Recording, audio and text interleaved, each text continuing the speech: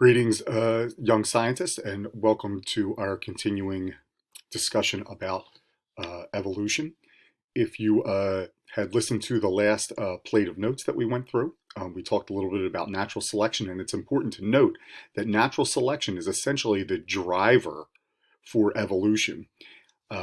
Remember, natural selection, it essentially is organisms that have traits that allow them to better survive and reproduce, do so, whereas organisms that don't have those traits tend to die off. So natural selection is the driver for evolution, and it can lead to 5 different patterns that we've seen over and over of the evolution in plants and animals and fungi and bacteria on Earth. So today what we'll do is we'll talk a little bit about those patterns of evolution. Remember, when we talk about patterns of evolution, we're talking about one species evolving into maybe 2 species or many species over time, depending on how many different environments there are in that one species to begin with. So one way in which we can think about this is something called divergent evolution. And divergent evolution is when one species simply splits into 2 different species. A classic example of this would be ground squirrels in the Grand Canyon.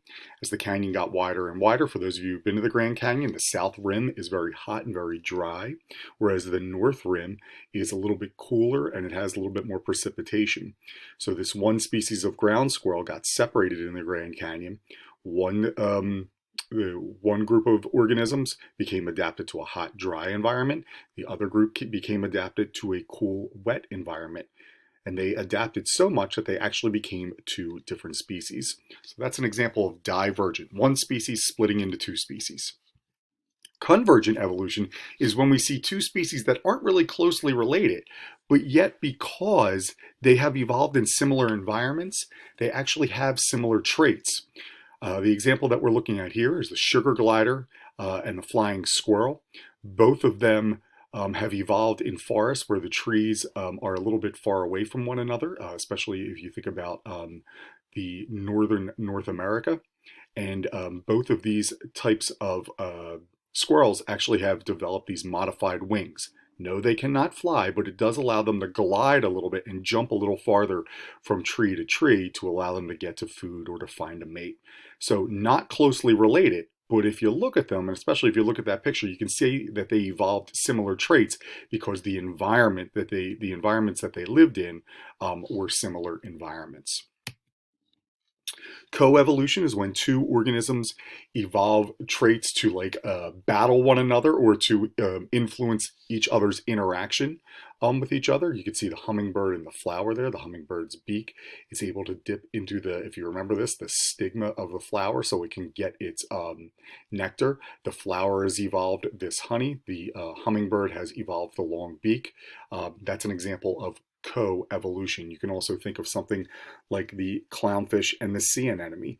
They have evolved together so that the clownfish picks off the bacteria from the sea anemone. The sea anemone provides protection for the clownfish. That's an example of a symbiotic relationship. It's also an example of coevolution.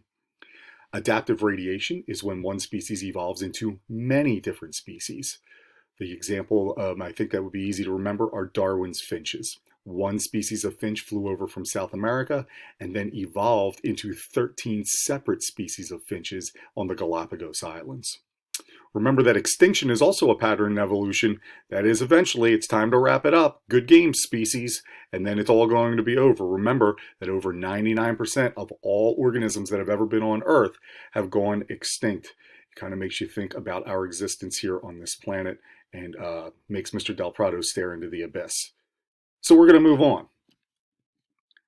Sometimes evolution happens really, really quickly. That's when there's a rapid change to the environment. You can think about like a meteor hitting the Earth or a volcano exploding, or you can look at something that's like man-made. If you look at some of the organisms that are in and around Chernobyl, they have evolved very, very quickly from that radiation leak that happened, I believe it was 1985. That is an example where the environment changed very, very quickly and species either adapted very, very quickly or they went extinct. That's called catastrophism. Another type of evolution that we're more used to seeing would be something called gradualism, which is most of the time the environment changes very slowly over time. And as that environment changes slowly, the species slowly adapt to that environment, or they end up going extinct. When we look at populations in evolution, this should make sense to you that larger populations tend to have more genetic variation to them, so they're less likely to go extinct. Small populations have less genetic variation to them, so they're more likely to go extinct. So as populations of organisms here, especially large mammal species here on Earth, get smaller and smaller, scientists become concerned because if a bacteria were to kill, let's say, one organism out of a group of 10, it's possible it could kill all 10. Whereas if the population is very, very large, there's lots of genetic variation in the population, maybe that bacteria would kill 10 organisms, but it's not going to kill 10,000. So larger populations are more likely to survive, smaller populations are more likely to go extinct. And that's why you see lots of scientists showing concern when populations of species get really, really low. So there's our patterns of evolution: divergent, adaptive radiation, convergent evolution, coevolution, and extinction.